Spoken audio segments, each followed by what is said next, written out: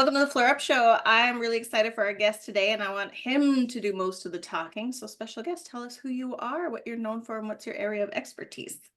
Hey, thanks for having me on. My name is David Marsh. I am a producer and I am a curious guy, and I make things that talk about consciousness. I recently produced a documentary series called Journeys into the Soul.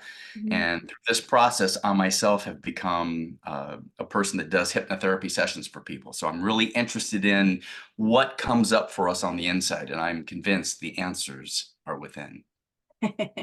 So, tell us, how do you define consciousness? So, when you're talking about what is consciousness and what are the answers on the other side, I assume you mean after we leave our bodies?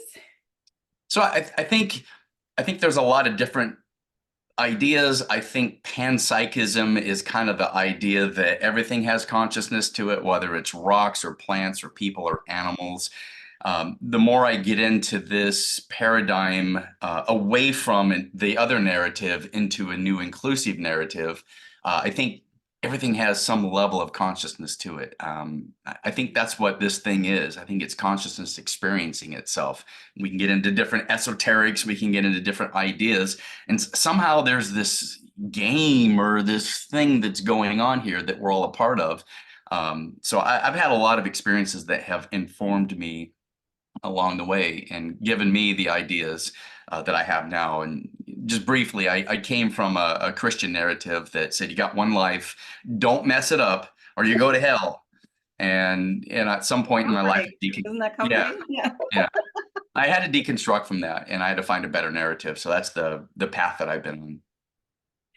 Yes. And so were you always curious even before, or like you mentioned deconstruct? So, did you always have this curiosity? Like, were you the kid that always asked lots of questions, even in some of those environments? Or No. was there a defining moment that you were like, nope, no, everything I know has been dissolved all of a sudden? All of that. I was given that church narrative that there's, one absolute. It's that the Bible is the word of God, and you can't believe anything else.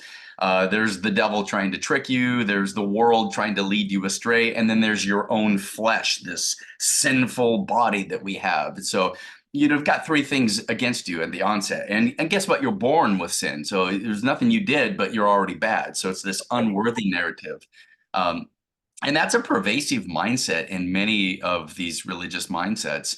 As I began to study, I learned about Dr. Michael Newton, and he called them earth mythologies and gives presence to it that way. And so I was like, oh, okay. So part of this game is I'm going to be a person that's not worthy and somehow find myself to worthiness, whether it's through a religious narrative or a spiritual awakening.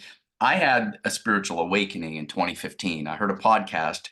Rob Bell was on the podcast, and he said, what if heaven and hell aren't places you go to? What if they're not destinations? What if it's merely a state of consciousness? And I was like, phew, I had never heard that before. I was like, no, heaven and hell is it's what you happens after you die. And so basically it boiled down to this is some sort of a test that we have to endure and get through so then we can get out of here and get to there. And he says, well, what if this is where the action is?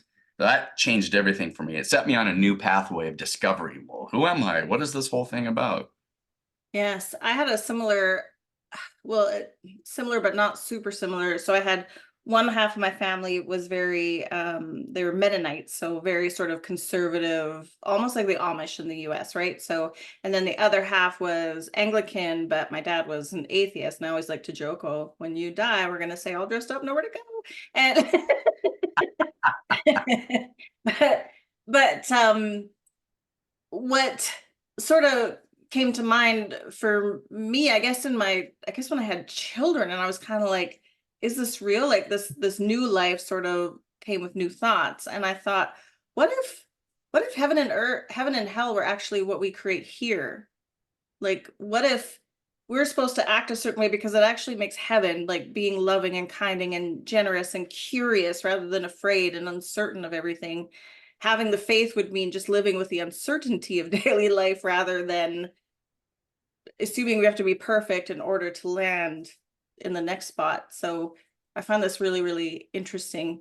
Yeah. No, Um, well, to that point, certainty is the yeah, biggest thing that we're looking for in this human experience. Ah, I need yes. certain, make sure I have money, make sure I have love, make sure I have my needs met, purpose, whatever. And that's one thing that a religious narrative offers you. It's like, I have certainty. And the opposite of faith is certainty. It's not doubt, it's certainty. And so I was never allowed to have curiosity. I was given certainty and through this very narrow narrative. So for me, letting go of that certainty has been the hardest challenge, and to actually have Yeah. faith that this universal construct that we're living in is working for me, not against me. And whoo, that's a hard place to live. It is super hard. I read a book once that I still read and refer to a lot, and it's Pima Chodron's Getting Comfortable with Uncertainty. And it's really about like, this is the one thing we're certain of, that there is nothing to be certain of whatsoever. And I like what you said there, because I always say the opposite to fear is not bravery or courage. It's actually curiosity, when we can sort of stand in the shadows and go, oh, let's pick this apart and actually look at it without becoming too attached to it. That's when you can really think about some cool stuff and stay loose with possibilities, which also is another word I like over potential. Yeah. Very um, what is one of your favorite learning lessons or moments as you've sort of exploring the other side of this human experience and consciousness? My unraveling of a narrative began with an ayahuasca ceremony. And I found myself in 2017. Facilitator gave me the ayahuasca brew. It's a plant medicine. For those of you that have never heard of it, it's a leaf has DMT in it. The ayahuasca vine has an MAO inhibitor, which allows your body to absorb the DMT. DMT naturally occurs in plants. It actually is manufactured in our brain, so it's a natural thing. And it allows us to have these visions, these psychedelic spaces of thinning the veil, if you will, and you'll have this internal knowing that comes up. I heard an external voice, and it said, I'm gonna have something to show you. And I had my eyes closed, and I was in this dark room. There were other people there. There was a facilitator. It was a ceremonial space. With my eyes closed, I looked up, and on the left-hand side of me, it said in red neon kind of cursive script writing, like a Budweiser sign, it said, "Enjoy the ride." I was like, Yeah. enjoy the ride. What does that mean? And this consciousness, this voice, this ayahuasca presence said, David, that's what you're supposed to do. You're supposed to enjoy the ride. And I go, yeah, but I'm not enjoying the ride. Things are hard. And immediately in blue, the same neon blue Budweiser sign writing, it said beliefs. I go, beliefs? What does that mean? And this feminine ayahuasca presence, she says, your beliefs become real. And what you have believed has been keeping you from enjoying the ride. So she said, if you change your beliefs, you can change your ability to enjoy the ride. And I was like, what? And then I saw this sand, and I saw like my hands molding the sand, and it was making solar systems and planets and all these outer space star type of things. And I was like, what is this? She said, this is what you're doing. You're creating this. You're creating these experiences. I'm like, what do you mean I'm doing it? She goes, it's consciousness. You're a part of it. It's us. It's it. It's so from that experience, that was my very first psychedelic experience. I was like, I think I just figured out the meaning of life.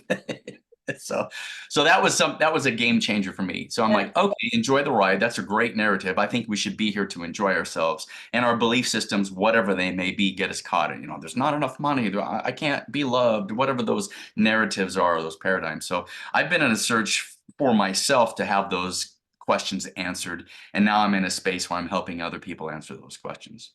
And how has your life changed? So as you change the beliefs, and you don't have to get too personal or anything, but how, like, if we ask the people out there that are like, well, give me some evidence, and I know it's not that simple, but is there anything in your life that has actually really changed and advanced or become so enjoyable that you're like, that would never have happened if I hadn't switched? Well, first of all, enjoyment and happiness come from the inside. And so I Yeah. can remain miserable as long as I want to. That's my choice. I have stepped into a paradigm of creativity now where I'm making things. I was doing video production in the sense that I was doing marketing videos for businesses, and it wasn't my highest joy. It was, a plumber saying, we're the best and we treat you like family. And it was an electrician saying, we're the best and we treat you. So I got it. And then the other electrician in the same field would say the same thing. So I was just like, all right, there's a level of creativity. I like to help entrepreneurs do their business, but boy, it wasn't me creating and doing things. And so I started working on making documentary series, and I found that is fun. And those doors have opened up to me to be able to do more creative things, writing scripts, getting new ideas produced. And so that is the path of joy for me. So things have opened up in that regard. That doesn't mean it doesn't mean things are perfect. After this spiritual awakening, I had a bankruptcy, I had a divorce, It all and falls in apart. Yeah. I had a son that was an active heroin addict, and he ended up passing away. And so it doesn't mean that your life is perfect and nothing is going to go wrong. But I will say I'd have a different context now regarding these things that occur. And it's part of the human experience, the amusement park of life. It's these experiences we get to have. So, I have a different context now. Yes. Yeah, I'm really sorry about your family and your troubles, and it is absolutely how we approach these things, and I'm sure it's not again about what you're talking about with consciousness. It's not about sugarcoating, but like life is going to be great. It is really about experiencing even those depths of pain. It's going through the grief, through the pain, through the loss. It's not about skirting around it, which I think some people believe is the path to enlightenment. And it's not, it's actually barreling right through it, isn't it? 100%. I think everything we experience in life is about the feelings. What are the feelings of it? And I think in the spiritual realm, when you're in complete abject bliss and it's perfect, you're like, well, what would it be like to have contrast? And I think part of this human experience is to design contrast. And so it gives us a story, if you will. Joseph Campbell famously created this paradigm called the hero's journey.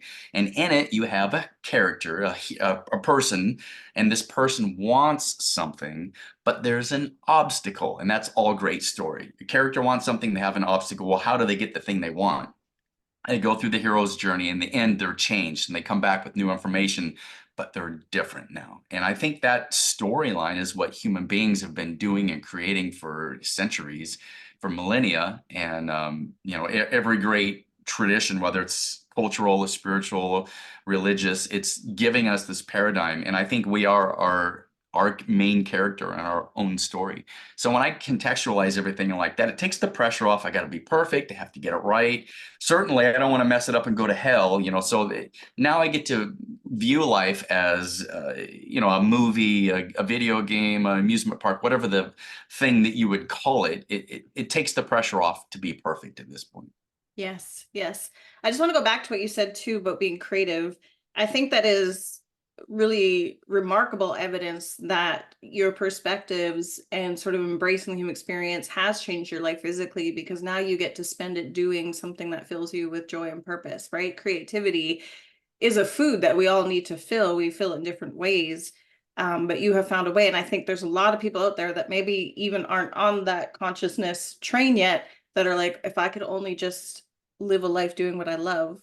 Everybody understands that, I think. So that's amazing. Yeah, I saw a meme. It was a person standing at a crossroads, and pointing to the left was lose yourself, pointing to the right was find yourself. And I think that's what we're doing. We either try to lose yourself.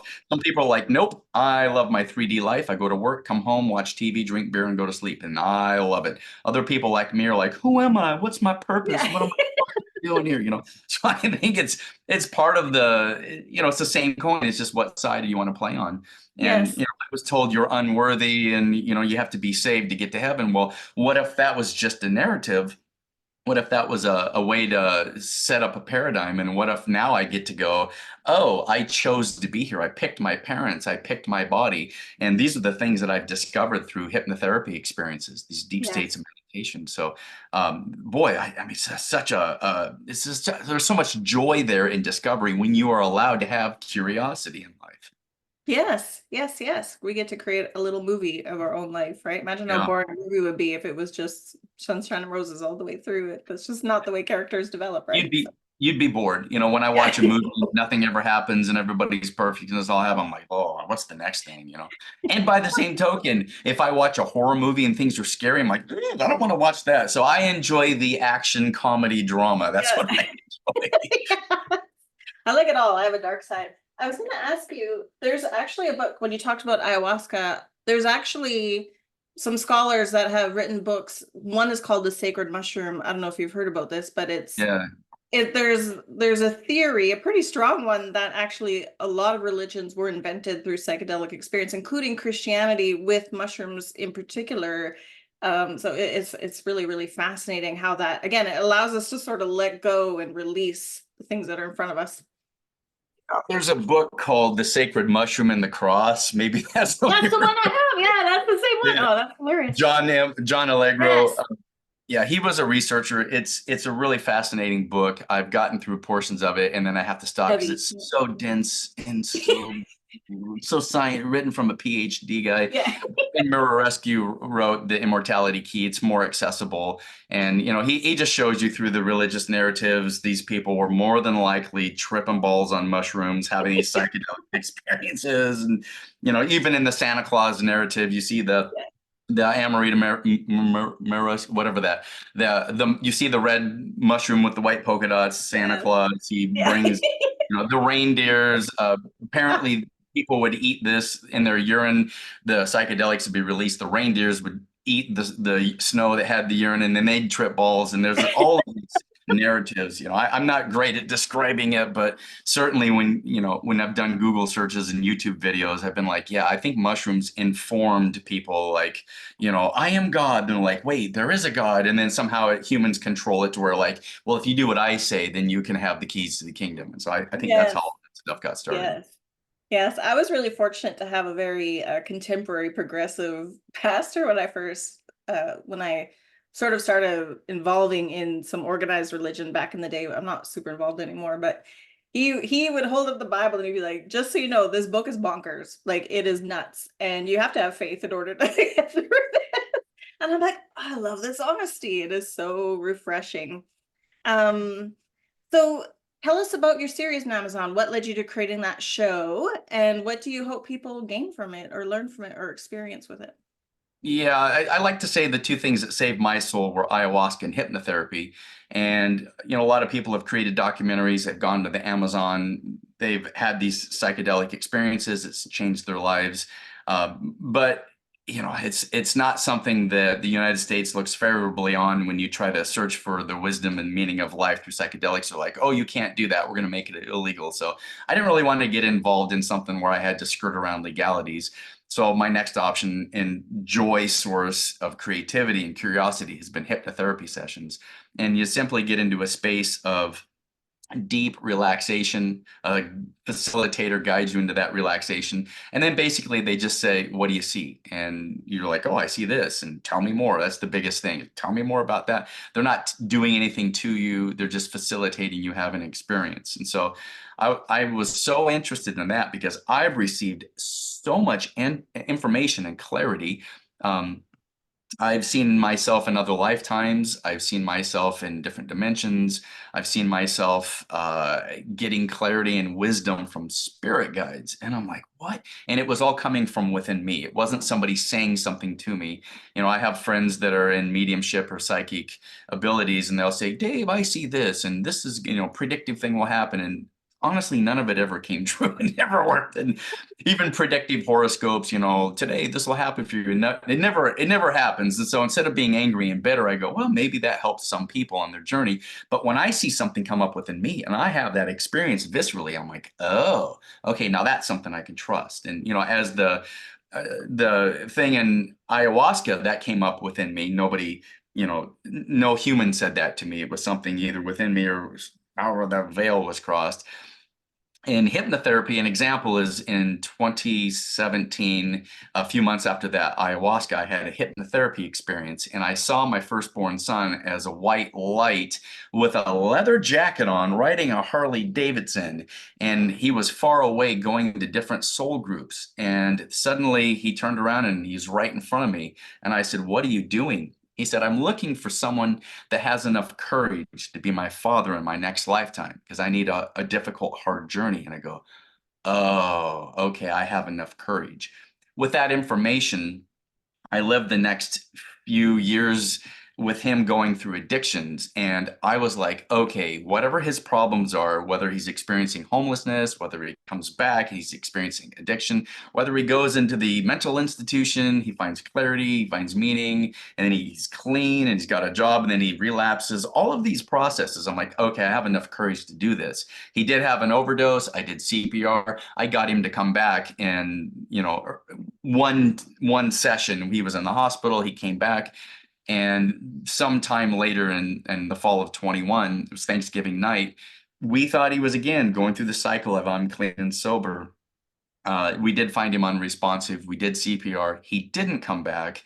And I was like, okay, that information of having enough courage to go through this allowed me to go, well, there's some spiritual contract, some spiritual journey that he and I have agreed upon at some deep spiritual level.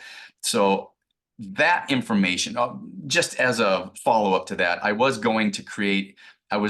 just about to leave for a trip to create a documentary with people that are wheelchair users that go scuba diving. And Mm. I did go on that trip. My family was like, well, there's nothing you can do. Go on the trip. It's just in a few days. I did go on that trip. We did make a documentary. It's also on Amazon Prime. It's called Adapting to Dive. And I learned that we're all adapting to something. And I didn't tell anybody about my experience until the very last night. And so the movie is following these people through the eyes of a filmmaker looking for meaning and understanding. And there is a positive resolution there. It's not a downer. It's a fun film to watch. But that information has informed me. I was like, okay, I've learned so much through hypnotherapy. I want to share this work with people. And I've had subsequent other experiences. I've seen these things and they've given me such information. I was like, there's got to be a show like this. So I looked around on the internet. I didn't see anything that was what I was looking for. And I think if you have an idea, it's consciousness wanting that idea to be moved through you. I think that's how the universe works. So I came up with the idea, Journeys into the Soul, and I was going to tell stories and I was going to document. So I started connecting with people. Dr. Michael Newton wrote Journey of Souls, powerful, fantastic book that informed me. And then later I learned about Dolores Cannon with the quantum healing hypnosis technique, the QHHT. And so I'm like, I'm going to give presence to the pioneers of this whole soul journey aspect. And so I started connecting with people, ended up talking to the executive director of the Newton Institute, Dr. Diana Paik, ended up connecting to Julia Cannon, Dolores's daughter, that still carries on the tradition of QHHT. And so all of this put together, I started recording sessions with facilitators, and I would do a feature of the person, the client. I would do a feature of the practitioner, so you get to know who these two people are. They would have a meeting where they go, well, this is my intention, this is what I want. And then they go through a session. And at the end of it, you see the questions that are answered. And I was like, well, this has to be entertaining. It can't be boring. Sessions can be 3 hours long. How do I tell this whole story in 30 minutes? So it was a daunting task. Very pleased with the way it came together, very pleased with the end result. And I made it something that's fun to watch, a Netflix style show where it moves, it's fast paced, it's got music, it's got elements to it that are easy to watch. And in the end, you walk away going, wow, that person has a question that I had too. Huh. Wow, that person, I can relate to that. And there's 20 different episodes, and something that you're going to be able to look at and go, yeah, me too, from all these different aspects.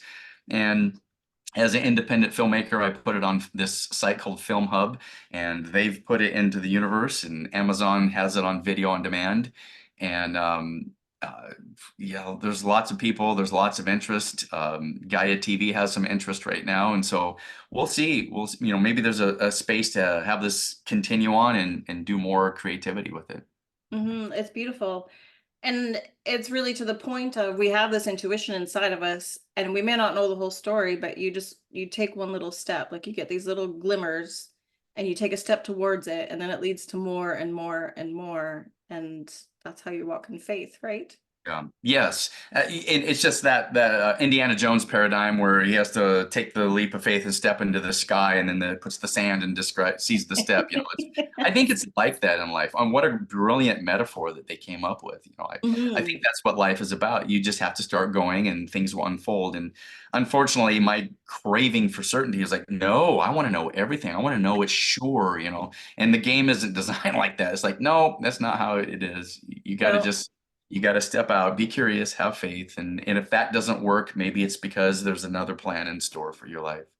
It seems like your curiosity is driving your creativity, which is also helping a lot of people out there. So it's serving a purpose, a really beautiful purpose. What has been one of the most, well, you started talking about you've already talked about hypnotherapy, but are there any other helpful practices that you have integrated into your life that you recommend people try or learn more about to see if it is the right fit for them? Well, everybody says, you should meditate, and I'm just absolutely unable to sit still and bored by meditation. So um, I talked with a friend, and the friend said, well, really, the feeling is what you want to feel. You're supposed to feel your feelings. So just instead of trying to meditate and clear your mind and be peaceful in nirvana or whatever, uh, instead of doing that, why don't you just feel your feelings for 10 minutes? Set your timer on your iPhone. I was like, oh, that's really cool. So I do that, and I can just sit there and feel my feelings, and that has been powerful. And when things happen that I don't like, I just go, okay, here's the feelings I got. I appreciate the fact that I got to feel divorce or bankruptcy or the death of a child or a dream that I wanted to see come true that didn't work out. I'm going to feel the feelings. And now, well, what is it that I do want to feel? I want to feel joy. I want a high vibrational feeling. I want love and peace. And I want something to go right. I want to achieve a goal of something. So when I meditate on those feelings, it's interesting just how things can open, how things can move forward, how a chance meeting with someone can lead to a conversation that then how connects you to another thing, and opens up a new door of creativity and new opportunities. So I, Mm. I think that's the biggest advice that I am currently in. I think podcasts are a snapshot in time. So at the recording of this is the space where I'm at. I'm feeling my feelings. It's not perfect. There's still things. I have money concerns. I have relationship Yeah. concerns. I have, Yes. my purpose and what am I going to be when I grow up. All these things are there, but it is definitely a journey, and you got to enjoy the ride. You gotta enjoy the ride. Can I just add one more thing to that about feelings? I think people that maybe aren't in touch with their feelings, they think it's like this concept of emotion, but you feel it in your body as well, right? Like you have to connect the whole experience in order to feel those, don't you? Yeah, and that was part of me learning and growing. I did do a yoga teacher training in 2018, and I did learn about these wild energy circles in the body called chakras. I'd never heard about that before, and I do think that there's this chakra feeling. And so, me as I'm sitting there, I'll feel that root chakra, that base, kind of in that perineal area, and you can feel the energy, and then I'll fill it up into around the navel area, the solar plexus, the heart, the throat. I'll feel it in the forehead and then above, and I'll just feel my feelings through these energy circles in my body. um that's a little woo for some folks, but it's absolutely normal for others. And so Yes. I Yeah. just allow my body to feel the feelings. If I'm feeling angry, if I'm feeling horny, if I'm feeling happy, if I'm feeling creative, I just want to feel these feelings. And Yeah. I'll see ideas that come up. I'm writing a script right now about an idea that came up when I was just in that meditative state. And I was like, oh, what would happen if this girl has a near-death experience? Because I've studied a lot about that. What if she gets to heaven, and in heaven, God tells her she can't come in because she has too much positive karma? Oh. Oh, what if she had to undo that? Ooh. And so that was a creative idea that came up. I'm in the Yeah. middle of writing the script, and I'm really excited about where it's going. It's hilarious and heartwarming and heart-wrenching at the same time. So yeah, I mean, that's just, that's what you do. You feel your feelings and see where they go. Yeah, that gives me like Poor Little Things vibes in a way, right? That innocence, but also exploring more than just what is normal to some Yeah. people. Yeah, it's Yep. really interesting. Yeah. Amazing. And where can people find you, Dave? Well, I've got a website called Journeys into the Soul that, shows the show. I also do sessions with people over Zoom.